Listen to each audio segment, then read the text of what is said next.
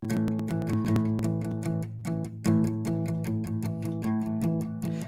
we alive? Is this my beverage? Are we raw and unedited, raw vlog recorded in front of a live beverage? Raw vlog delivered to you raw and unedited. It's the raw vlog, raw vlog, raw vlog, raw vlog, raw vlog, raw vlog, raw vlog. Good morning and welcome to Raw Vlog 56. As so stated in the song, raw vlogs are recorded in front of a live beverage. This morning it's tea again. I had my coffee already, and we are raw and unedited. And today is a little bit different. We're actually doing this live. I didn't tell anybody about it because I wasn't taking care of my tea here. Wasn't planning on doing this live, but this is partly just kind of an efficiency thing because doing it live now, as soon as we're done, it's going to be up on the channel and ready for you to view this morning. I've just had a lot of crazy stuff going on, and yeah, just trying to get this put together and get it out. And I knew I wasn't necessarily going to have time to record it, render it, publish it, all that stuff. So I figured I'd go live. Um, yeah, so honestly, I kind of have been wanting to do this live for a while, but trying to find a good time to do it and a good consistent time to do it is kind of tough. So that's generally why I've been recording it. Also, I kind of like to give you all some high quality content, even though it's raw and unedited. I don't always like the way these broadcasts look, but I think maybe if I can get a better camera and schedule some amount of time. Anyway, this is what we're doing today. If you're unfamiliar with the channel, this is the Airhorn channel. I'm Alan. The Airhorn channel is a companion channel to my MTB ALAN channel. And over there are riding videos, product reviews, trail guides, all kind of stuff like that. And then over here, we talk about stuff. This is the raw vlog, which is me talking raw and unedited about the week's goings ons and stuff like that. And we also do air horn podcasts over here where I interview somebody. And yeah, so I'm not worried whether or not people are watching right now. Mostly just kind of getting this recorded. But in the future, maybe we'll kind of put something together. So yeah, let's jump into channel news. Channel news. What is my channel news? Uh, First off, really appreciate everybody's responses to the recent video that came out on the MTB ALAN channel about getting coached and those tips and whatnot. I actually didn't expect people to take the the tips that I got from Kevin as suggesting them to you. But I'm glad some viewers got some stuff out of that. Pretty stoked on that. But yeah, mostly I kind of wanted to show that you can make a huge amount of improvement in a single day if you go out and get coached, as long as your coach is pretty decent.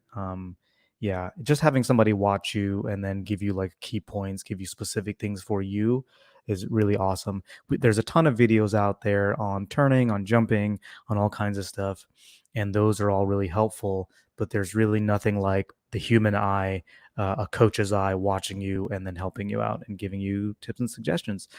Yeah, so the other channel news, I'm working on the Trail Cross LT review. I'm actually still writing the script for that. It's been a really interesting and crazy week. Just a lot of stuff going on, and it's kind of slowed me down a little bit in my writing and editing process. So I'm trying to get that out this Monday. I'm not really sure if we'll make it, but I always say like like there's more than one of me, but maybe I feel like maybe there is kind of more than one of me in a sense. So anyway, we're working on that. The recording, writing, editing, Alan is working on that stuff. Um, In other news, I might get to go up to Snow Valley today. I'm not really sure. I'm trying to make that happen this afternoon. The outsider MTB hit me up last night, told me he was going up there, so I'm gonna try to make that happen. If I can get enough work done today, with my job, then I can hopefully head up there this afternoon and get some stuff done. Why am I talking so soft and sexy? The reason is because Kelly's actually still in bed, and I'm trying not to bother her too much. Um,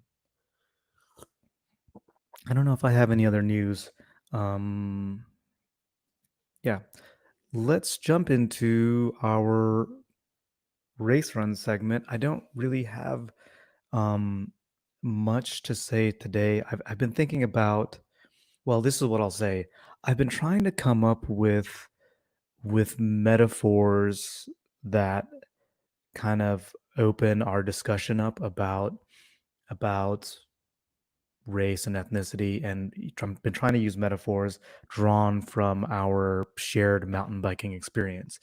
And honestly, it's been kind of tough because there's so many nuances to race relations, to um, policies that exist that help I say that continue to perpetuate uh, just broad low level racism that cause uh, additional issues that multiply out. That's kind of what I'm saying, and it's really kind of hard to come up with a metaphor that doesn't perpetuate some of the existing concepts that that a lot of us are trying to kind of come against. But anyway, that's kind of all I wanted to say about that. It's just it's nuanced, it's complex. Let's jump into Stoke of the Week. Stoke of the Week. Um, every week I'm going to be including your Stokes of the Week. So if you have a Stoke of the Week, hit me in the comments and I will share it in the following raw vlog. Um, my Stoke of the Week is actually starting to get the whip happening. Was this my Stoke last week? It's still my Stoke. I'm looking forward to getting back up and hitting jumps, and I'm actually stoked today to hopefully be able to go ride Snow Valley. And if things go well and I have enough time up there at Snow Valley, I'm going to try to do a review. The last time I was at Snow Valley was like a while ago. It was like 2, 3 years ago. It was like when they first opened and they had like one trail. So anyway, that's kind of what I'm stoked on. So let's jump into your Stokes of the Week. Stoke of the Weeks. Your yours. First off, we got Mark Lopez, who says he's pulling the trigger on ordering my first full squish mountain bike, a 2021 Santa Cruz Hightower. Let's go. You heck yeah. Congrats on that. That's freaking rad. Um, Man, and your first full squish, that's a big deal. That's such a good bike, and it's the brand new Hightower. Heck yeah. Congrats on that.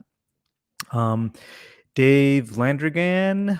What's up, David? David Landrigan. Landrigan. Am I saying that right? Tell me in the comments if I'm saying that right. Landrigan. My Stoke of the Week is a close tie on two events. First, after blowing out my stock rear hoop, my new wheel set from i9 arrived. 6 weeks of trail exile is over. Heck yeah, that's freaking rad. Those i9 hubs, high engagement, high noise. Some people love it. Um, yeah, I won't comment on that. Secondly, my favorite solo Devo Vetter David Byrne cover band is going to do the soundtrack to my favorite MTB YouTube channel. That's funny. It's when I read that comment, it took me a second. I was like, "What is he talking about?" And then I realized he was talking about me, and that's rad. There's something I don't know. There's something about my brain. I kind of always put myself outside of a conversation for some reason. Like, um, somebody was asking me to help them name something. What's up, Mark Lopez? Um, uh, the uh, yeah, somebody was asking me to help them name something, and I was like, "Yeah, but you came up with a really cool name for that other thing." And they were like, "No, you came up with a name for that. That's why I'm coming back to you to help me name this thing." Um, so anyway, lastly, David says, "I get to earn back all the fitness I let slide over the last 3 weeks." Wait, what? David, what were you doing in over 3 weeks? It's funny you say that because it's kind of related to what I'm talking about today, which is being kind of damaged and coming back from stuff. Um, but yeah, Mark, real quick, you are totally welcome. It's coming in late August. Yeah, that's I know it's a month away, but when it's something like that, it just feels like it is gonna take forever. So, yeah, we're going to jump into our main subject matter today, which is being damaged, and really, in my head, the potential benefits of that. As you all probably know already, at least about my wrist injury where I dislocated my lunate and was off the bike for months and months, and have been working for a long time to come back to gain my confidence back. I still like if we look at my this is the busted wrist. So this is like normal. This is what I have on the other wrist, and this is again normal, and this is what I have on my broken wrist. Um, so that has a lot of effect on my riding. It affects my confidence. I'm always scared of landing on it. Um, so that that's kind of one aspect of my damage. We don't need to go into my psychological and emotional damage today. Maybe a different day. But I also had a separated. Good morning, Brendan. Um, Thank you. It's really good. It's really good to be riding and getting my confidence back. Um, but the uh, a while ago, my first major injury was a separated AC joint. So this one was it. This one. We'll say it. Yeah, it was this one. It's everything always happens on my right side for some reason on a mountain bike. Um, No, I think I think it was my left one. I've actually separated both shoulders. So yeah, separated the AC joint and was off the bike for months and months coming back from that, and then again working to gain my confidence back.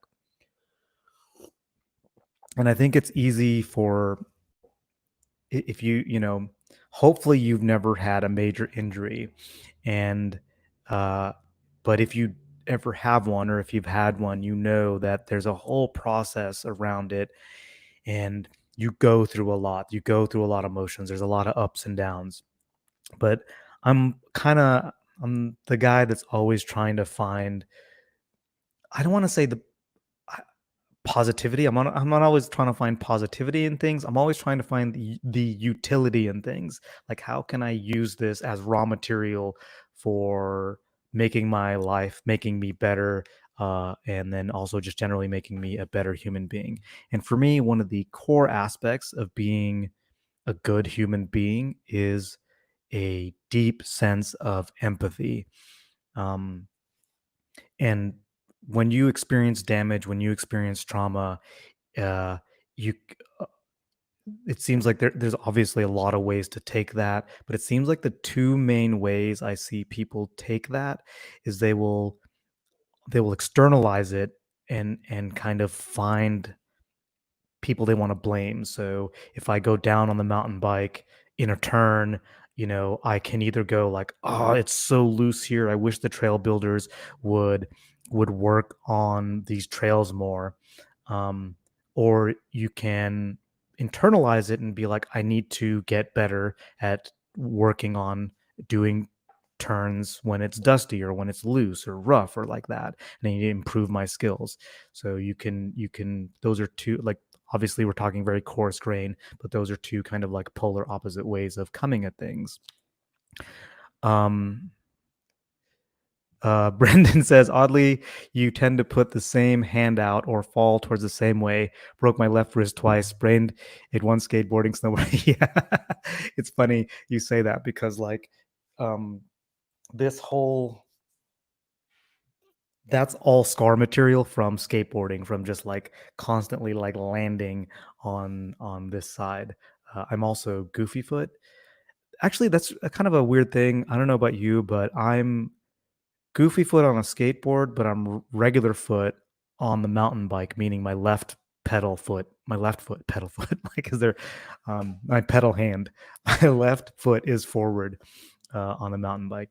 But yeah, so I think having, you know, I guess at a certain point I tried to, I, you know, this was actually it's been many years now, but some 20 something years ago, I really tried to shift how I looked at things and how uh Eman Izzle, what's up, dude, person, human, um but I tried to shift my focus away from taking life events as happening to me and taking them as just an occurrence that happens in life, and then you choose what you do with them, and have gotten, and for me, I just get a lot of benefit out of taking damage, trauma, experience, and trying to incorporate and use it. Obviously, there's plenty of cases where I'm not able to do that. I'm just kind of annoyed by things.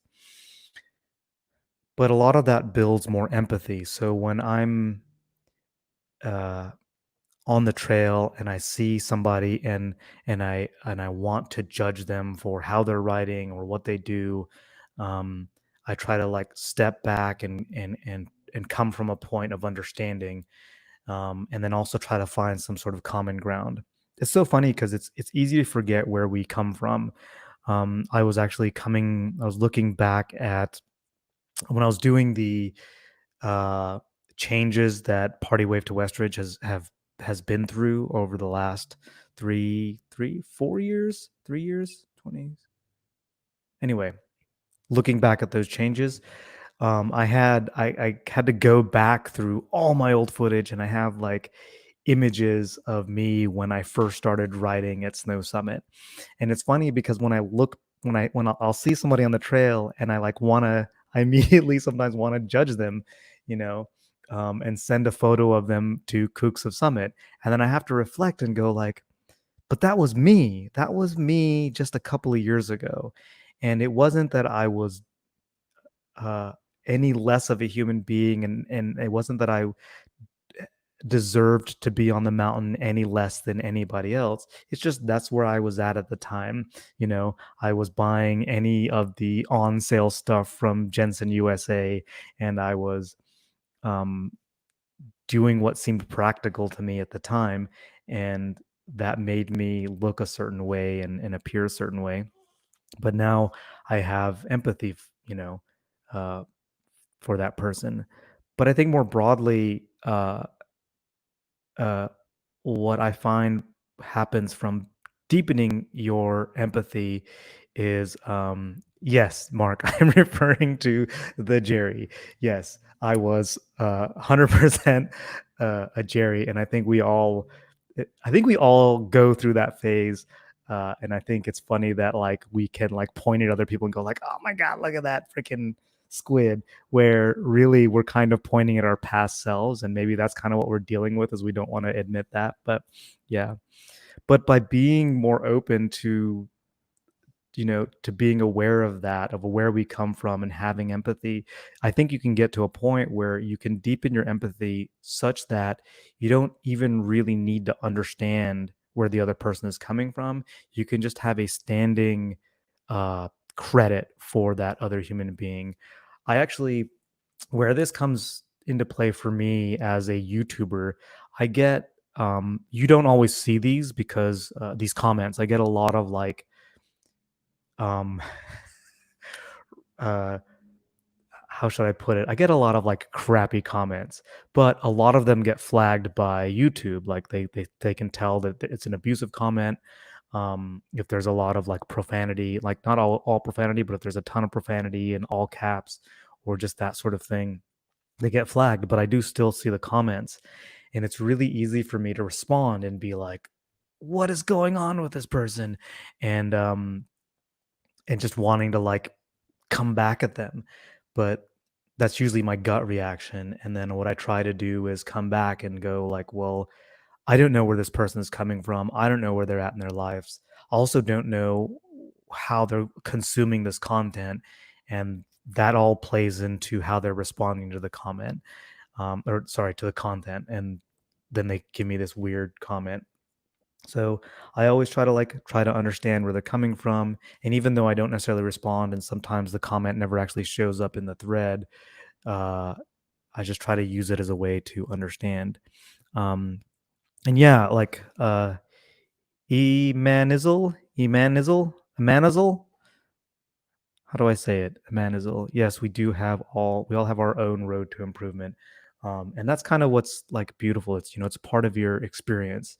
And I know for me, the people that I like to be around the most are those who generally take their experience and use it in a self-reflective manner. It can mean that you spend more time just kind of puzzling on things and just being like, well, I don't understand this. But for me, that is kind of part of the self-examined life, of spending time being like frustrated by, not by why is this happening to me, but frustrated by not being able to understand kind of what's going on, and like doing work to understand that. um uh Brendan, I rode a skateboard, helmet, and khaki shorts, and am now uh im- and am now immersed in mountain biking. I've caught myself being mad at some newbie. It's going slow on a run. Yeah, exactly. Uh, Manizzle. Okay, cool. Thanks. But Brendan, yeah, totally. That's why, like when I come up on somebody slower than me on the trail, I always try to like just give them the benefit of the doubt. Actually, I don't know if I've told this story before. If I have, it's kind of worth retelling. I remember, when I was still pretty aggressive, and not really clued into like real bike park culture.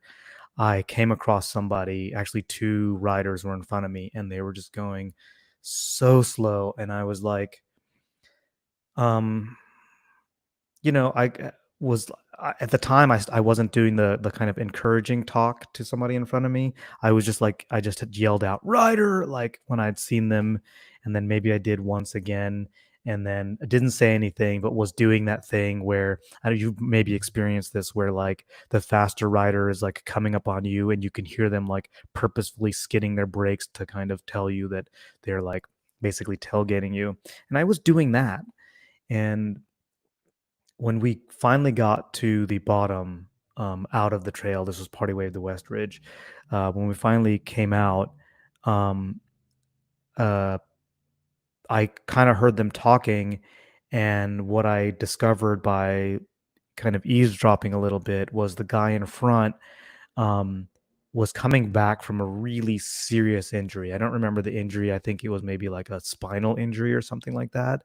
And he all he wanted to do that day was get just an uninterrupted run where he didn't have to pull over, and his buddy was basically just trying to like protect him, and just dealt with my like rude aggression and was kind of acting as a buffer.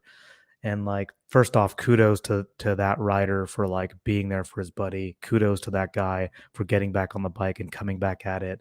And I just learned my lesson that day, that you just never know where somebody's coming from. um so yeah, to me, this is like how, trauma and damage, we can use it, we can internalize it, and use this as fuel to just kind of to make us better. um yeah, I guess that's kind of all I wanted to say, is that like damage can be good. Obviously we don't want to encourage damaging ourselves, but yeah. So I don't want to make this too long. I want to keep it around 30 minutes. Where are we at right now? um We're at 24 minutes. Cool. I'm gonna try to shut this down right now, unless any one of you has questions. I'll take a couple of questions if you have any. Um, I'll give you a second. I'm not seeing any questions come in, but yeah. let me know. Actually, you can hit me in the comments if there's like a good time for this to do this, because I know like 8 in the morning is maybe on a Friday is maybe not the best time.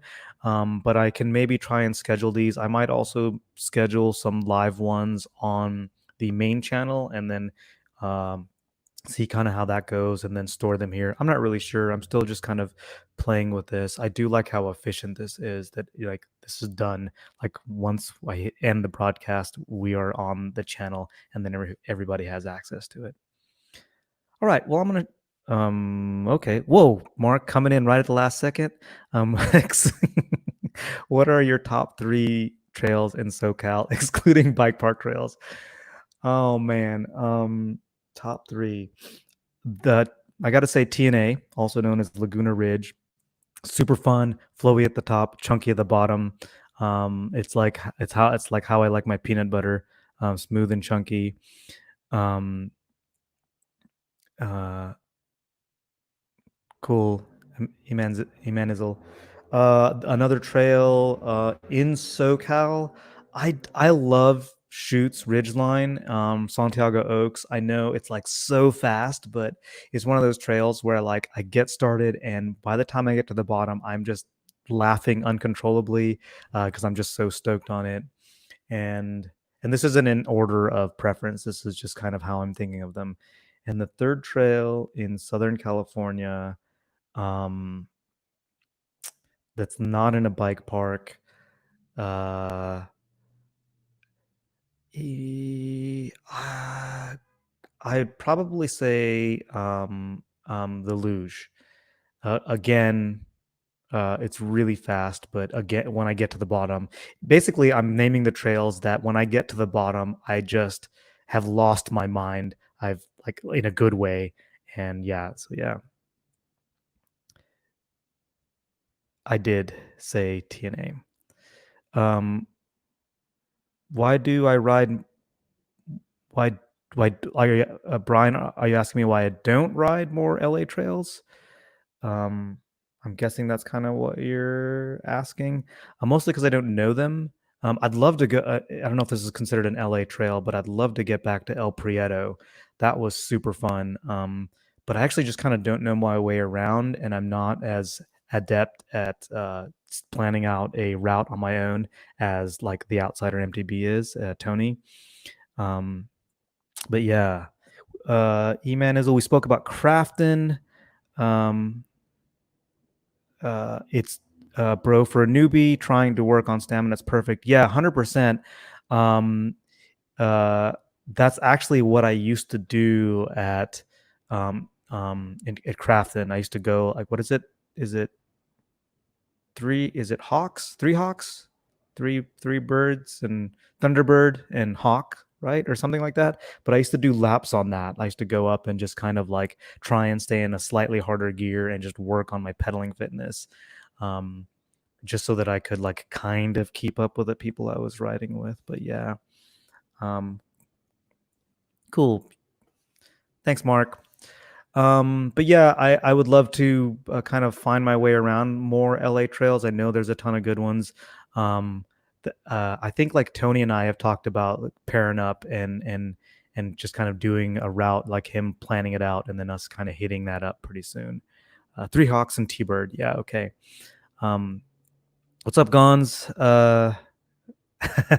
Thanks. Yeah, have a great weekend too. I'm really glad that more people have shown up now, but I do kind of have to shut it down because my work day is about to start. I actually have a meeting I got to prepare for right now. So yeah, let's do this again soon. We'll kind of figure out a good time to do this. If I can do it a little bit later when more people can show up, I'll try and do that. It's just that like it kind of butts up against my work day. So yeah. Everybody, thank you so much for showing up. And if you're watching this after the fact, hit the subscribe button. If you're not subscribed, hit it. I'll show up in your feed. Hit the like button, hit the comments with more questions. Remember, put your Stoke of the Week in the comments when you get a chance, and I will read them out next week. All right, everybody. Thanks a lot. It's been good. Ooh, actually, let's give it like, let's go to 30 minutes. You ready? We got 5 seconds. I need an outro song. Yeah. Actually, there was one more thing I was gonna say.